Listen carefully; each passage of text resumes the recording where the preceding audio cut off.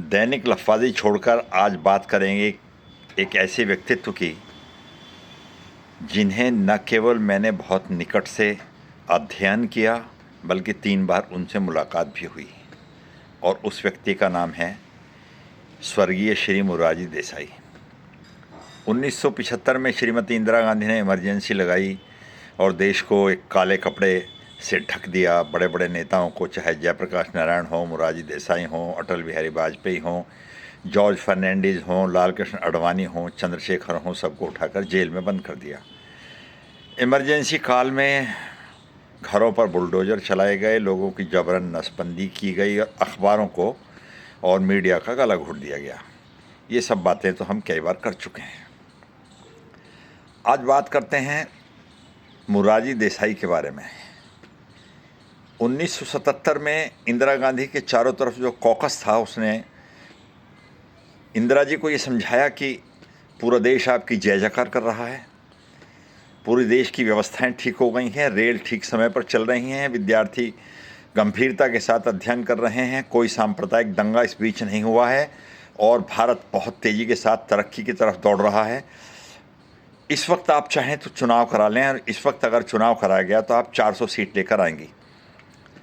चूँकि सूचना के सारे केंद्र बंद थे, पत्रकार सारे जेल में थे और इंदिरा गांधी के चाटुकारों ने इंदिरा गांधी को घेर रखा था, तो उन्हें ये बात समझ में आ गई कि अगर चुनाव कराकर इमरजेंसी पर मोहर लगा दी जाए और चुनाव कराने के बाद इन नेताओं को दोबारा जेल में बंद कर दिया जाए तो मेरे ऊपर जो कानूनी आरोप लगे थे, कोर्ट के आरोप के कारण मेरे ऊपर इमरजेंसी लगाने के आरोप लगे थे, वो भी ख़त्म हो जाएंगे और इमरजेंसी पर जनता की मोहर लग जाएगी। इंदिरा गांधी 1977 में चुनावों की घोषणा की और सारे नेताओं को जेल से छोड़ दिया। मेरे ये सारे संस्मरण मेरी एक पुस्तक जो प्रभात प्रकाशन से प्रकाशित हुई है उसमें समाहित हैं। इस किताब का नाम है पतन और ये प्रभात से प्रकाशित हुई है। 1975 से लगाकर 2014 तक की देश की सारी राजनीतिक घटनाएं, चाहे वो इमरजेंसी हो, चाहे वो ऑपरेशन ब्लू स्टार हो, चाहे वो नरसिम्हा राव के द्वारा चलाया गया हवाला कांड हो, ये सारे की सारी घटनाएं, राजीव गांधी की हत्या, इंदिरा गांधी की हत्या, वास्तविक आधार पर इसमें समाहित हैं। बात कर रहे थे मोरारजी देसाई की। 1977 में जब इमरजेंसी हट गई तो सारे पॉलिटिकल नेता, बड़े बड़े राष्ट्रीय नेता जेल से जब बाहर निकले तो उनके पास ना पैसा था, ना उनका संगठन था। सारे कार्यकर्ता इमरजेंसी के डर से अपने अपने काम में लग गए थे या छुप गए थे या गायब हो गए थे। पार्टी का संगठन पूरी तरह छिन्न भिन्न हो गया था। 19 महीने कोई कम समय नहीं होता राजनीतिक दृष्टि से, और उन्हें ये पता भी नहीं था कि वर्तमान में देश की क्या स्थिति है, क्या मूड है, क्या रुख है। गाजियाबाद में चंद्रशेखर की एक मीटिंग कराई गई थी, मैं भी मंच पर था। चंद्रशेखर ने जो शब्द कहे आज भी मुझे याद हैं। उन्होंने कहा कि जब हम जेल से बाहर निकले तो हमें लगता था कि पूरा देश हम पर पत्थर फेंकेगा, हमारी आलोचना करेगा, हम पर थूकेगा और कहेगा कि आपने देश को अव्यवस्थित और असहज करने का प्रयास किया था। इंदिरा जी ने आज देश को जन्नत बना दिया है। मगर बाहर निकल कर देखता हूँ तो उल्टी तस्वीर दिखाई देती है। पूरा देश इंदिरा जी के खिलाफ आज ये 10,000 की सभा सारी की सारी खड़ी है। मुझे याद आता है कि उस वक्त उन्होंने ये भी कहा था कि हमारे पास पैसा नहीं है चुनाव लड़ने के लिए, तो लोगों ने अपनी जेब से पर्स निकाल कर मंच पर फेंक दिए थे। उस वक्त मैं भी मंच पर था और बाद में ये घोषणा करनी पड़ी कि कृपया पर्स ना फेंकें, किसी को चोट लग सकती है। तो ये ऐसी परिस्थितियाँ उस वक्त क्रिएट हो गई थीं कि कोई भी नेता आता था। गाजियाबाद में जॉर्ज फर्नांडिस की मीटिंग करानी थी या शायद बहुगुणा जी की मीटिंग करानी थी, तो उनका समय था रात 8 बजे और वो आए रात को 2 बजे। रात के 2 बजे तक रामलीला मैदान में 10,000 आदमी हेमवती नंदन बहुगुणा का इंतजार कर रहा था। ये एक राजनीतिक माहौल उस वक्त क्रिएट हो गया था। और फिर बता दूं कि इमरजेंसी नहीं हटाई गई थी, इमरजेंसी चुनाव के परिणाम आने के बाद हटाई गई। खैर, विषय था मोरारजी देसाई। एक दिन घोषणा की गई कि कल सुबह 9 बजे घंटाघर गाजियाबाद में मोरारजी देसाई की जनसभा होगी। 10,000 लोगों की भीड़ इकट्ठी हो गई है। घंटा घर, अब तो वहाँ सभा नहीं हो सकती, बहुत भीड़ हो गई है। उस वक्त थोड़ा खाली रहता था। 1977 को आज जितने बरस हो गए हैं, तो पूरा मैदान लगाकर चौपला मंदिर तक आदमी आदमी नरमुंड दिखाई देते थे।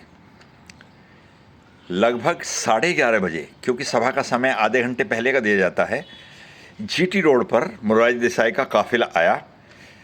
10, 15, 20 प्रमुख लोग माला हाथ में लिए मोरारजी देसाई का इंतज़ार कर रहे थे।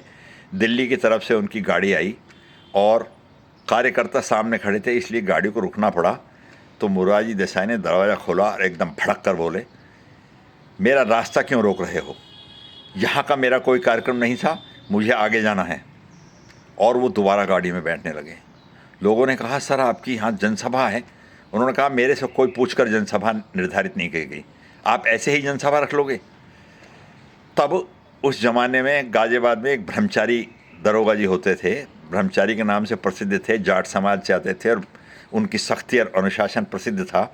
उन्होंने मोरारजी देसाई से अनुरोध किया, हाथ जोड़कर झुककर अनुरोध किया कि सर, अगर आप अब जनसभा के सामने मंच पर नहीं आए तो यहाँ उपद्रव हो सकता है और गाज़ियाबाद में आग लग सकती है। इसलिए मैं आपसे एक पुलिस अधिकारी के नाते ये अनुरोध करता हूँ कि आप एक बार मंच पर आ जाएं। मोरारजी देसाई बहुत तेज़ गति से चलते हुए मंच पर पहुँचे। लगभग 100 मीटर दूर मंच था और माइक पर मेरे एक आदरणीय गुरुजी वहाँ माइक पर उस वक्त थे, तेलुराम कंबोज जी। उन्हें लगभग एक तरफ धक्का दिया और धक्का देकर जनता को संबोधित किया कि मैं आपसे ये कहने आया हूँ कि आपने इमरजेंसी देख ली, जो आपके विवेक में आए, जो आपके दिमाग में आए, सोचकर वोट दीजिए, नमस्कार। और ये कहकर गाड़ी में बैठकर चले गए। उसके बाद जनता पार्टी बनी। जनता पार्टी में काफ़ी गहमा गहमी के बाद जयप्रकाश नारायण के आदेश पर मोरारजी देसाई को, क्योंकि सबसे अनुभवी थे और सबसे पुराने थे, गांधीवादी नेता थे वास्तव में, तो भारत में 3-4 गांधीवादी नेता ही थे गांधी जी के बाद, जिनमें से मोरारजी देसाई एक थे। तो उनको भारत का प्रधानमंत्री बना दिया गया। मगर पहले दिन से, वेरी फर्स्ट दिन, मुझे याद है कि अखबारों में मुख्य पृष्ठ पर एक ही समाचार होता था कि आज जगजीवन राम और चरण सिंह का ये विवाद हुआ, आज जगजीवन राम ने चरण सिंह के बारे में ये कहा और चौधरी चरण सिंह ने जगजीवन राम के बारे में ये कहा। एक दिन भी सरकार ठीक से अपनी पटरी पर नहीं आ पाई। दोनों का विवाद ख़त्म होने का नाम ही नहीं लेता था। कई बार इनकी नाराज़गी लेकर जयप्रकाश नारायण के पास जाया गया, वो सलाहकार थे, किंतु कोई विशेष समाधान नहीं निकला। बाद में लगभग 25 महीने में सरकार अल्पमत में आ गई। सारा का सारा मीडिया, उस वक्त टेलीविज़न भी नहीं था और समाचार प्राप्त करने के लिए कई बार हम लोग अखबारों के ऑफिस में जाते, जहाँ टेलीप्रिंटर चलते रहते थे, तो वहाँ से पता लगता था कि देश में क्या चल रहा है। तो मोरारजी देसाई की सरकार अल्पमत में आ गई। जिस दिन लोकसभा में मोरारजी देसाई की सरकार को अपना बहुमत साबित करना था, कथित तौर पर उस दिन अटल बिहारी वाजपेयी और चंद्रशेखर जी प्रधानमंत्री आवास पर मोरारजी देसाई से मिलने गए और उन्होंने ये तय किया कि यदि मुसलमानों को रिजर्वेशन दे दिया जाए और कम्युनिस्टों की कुछ शर्तें मान ली जाएं, तो सरकार बच सकती है और हम अल्पमत की जगह बहुमत में आ सकते हैं। मगर 2 घंटे वे इंतज़ार करते रहे। बताया गया कि मोरारजी देसाई पूजा कर रहे हैं, चरखा चला रहे हैं, अपनी दैनिक क्रियाएं पूरी कर रहे हैं। उसके बाद आराम के साथ वो 2 घंटे बाद अंदर से आए और अटल बिहारी वाजपेयी, चंद्रशेखर ने उन्हें समझाया कि इस तरह हमारी सरकार बच सकती है। तो उन्होंने कहा काफ़ी क्रोध के साथ, I am going to resign. और मुझे अच्छी तरह याद है, वो शब्द याद हैं, अखबार के मुख्य पृष्ठ पर छपे हुए थे मोटे मोटे शब्दों में, रस्सी जल गई पर बल नहीं गया। क्योंकि मोरारजी देसाई जब राष्ट्रपति भवन से बाहर निकले तो उन्होंने बाहर निकलकर कहा, लोगों ने पूछा कि क्या हुआ सर, आपने क्या राष्ट्रपति से बात की? तो उन्होंने कहा आई हैव रिजाइंड, और अपनी गाड़ी में बैठकर चले गए। ऐसा व्यक्तित्व था मोरारजी देसाई का। उसके बाद दोबारा चुनाव हुए, बहुत बड़ा विषय हो जाएगा, जनता पार्टी बन गई, हमारे नेता उस वक्त जगजीवन राम तय किए गए और चौधरी चरण सिंह की अलग पार्टी बन गई। तो चुनाव हुए तो एक बार गाजियाबाद में मेयर रहे माननीय दिनेश चंद्र गर्ग जी के यहाँ मोरारजी देसाई आए। गाजियाबाद में कोई कार्यक्रम था उनका, तो वहाँ मुझे उनके साथ भोजन करने का अवसर मिला। तो एक लिस्ट पहले आ गई थी कि मोरारजी देसाई क्या खाएंगे। तो उस लिस्ट में था 250 ग्राम देसी गाय का घी, दूध, 5 बादाम, 5 किशमिश, 5 काजू, एक सब्जी निम्न 5 सब्जियों में से एक दाल इतने ग्राम निम्न 5 दालों में से 2 चपाती इतने ग्राम की। इस तरह की उनकी लिस्ट थी। मुझे याद आता है जब मैं उनके सामने बैठा था तो मुझे एकदम से उनके ऑरा से इतना प्रभावित था मैं। तो एक नौजवान आया, उसने कहा सर आपके ऑटोग्राफ चाहिए, आप तो देश की इतनी बड़ी ख्याति हैं। तो उन्होंने कहा कि मैं केवल खादी पहने हुए लोगों को ऑटोग्राफ देता हूँ। तो उन्होंने कहा सर आप, ये मेरे लिए अवसर है, आप मोरारजी देसाई देश के पूर्व प्रधानमंत्री, गांधीवादी नेता। उन्होंने कहा नहीं, ये मेरा संकल्प है कि जब तक आप खादी पहनकर नहीं होंगे मैं आपको ऑटोग्राफ नहीं दूंगा। ऐसे जिद्दी व्यक्तित्व थे मोरारजी देसाई, इतने सिद्धांतवादी।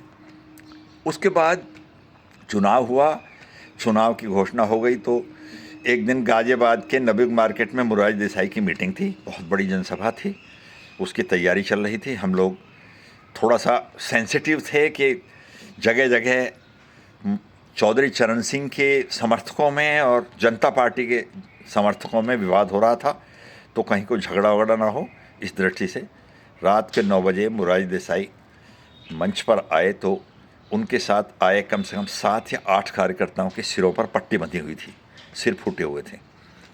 उन्होंने मंच पर आकर बड़े रोष के साथ कार्यकर्ताओं ने बताया कि बड़ौत में हम मीटिंग कर रहे थे, वहाँ नौजवानों ने पेशाब की बोतल मंच पर फेंक दी, उसके बाद मंच पर चढ़ गए और हम सब लोगों को घायल कर दिया, हमारी बहुत पिटाई हुई है। और वो चौधरी चरण सिंह जी के बारे में अपशब्द बोलने लगे और इस तरह का वातावरण बन गया कि वहाँ बड़ा आक्रोश स्थापित हो गया। सब लोगों ने अपने अपने पक्ष में भाषण दिया और चौधरी चरण सिंह की बुराई की कि उन्होंने जनता दल की ऐतिहासिक जनता पार्टी को तोड़ दिया और इंदिरा गांधी को दोबारा सत्ता में आने का मार्ग प्रशस्त कर दिया, वगैरह वगैरह। उसके बाद अंत में मोरारजी देसाई का बोलने का नंबर आया। आश्चर्यजनक रूप से उन्होंने एक शब्द चौधरी चरण सिंह के बारे में, बड़ौत की घटना के बारे में, कोई आलोचना के बारे में एक शब्द नहीं कहा। सिर्फ उन्होंने ये बताया कि हमने एक सपना लेकर सरकार बनाई थी, हमारे सरकार के ये कार्यक्रम थे, उन कार्यक्रमों को हमने इस तरह पूरा करने का प्रयास किया। कुछ काम अधूरे रह गए, कुछ काम पूरे रह गए। कृपया आप हमें अधूरे काम पूरे करने के लिए दोबारा बहुमत दीजिए।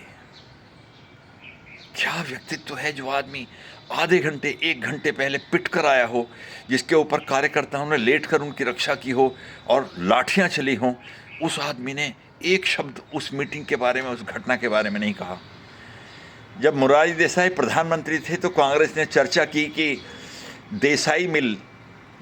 मोरारजी मिल, जो कपड़े की मिल थी, वो मोरारजी देसाई के लड़के कांति देसाई की है और मोरारजी देसाई ने देश का सोना बेचकर खा लिया है और ये बहुत पैसे वाले व्यक्ति हैं, मोरारजी मिल के मालिक हैं। मगर असलियत इससे बिल्कुल अलग थी। उस गांधीवादी नेता के पास एक पैसा नहीं था। उनके देहांत के बाद कुछ दिन बाद उनका बेटा बम्बई में एक फ्लैट में रहने लगा, छोटे से में, और उनका देहांत हो गया।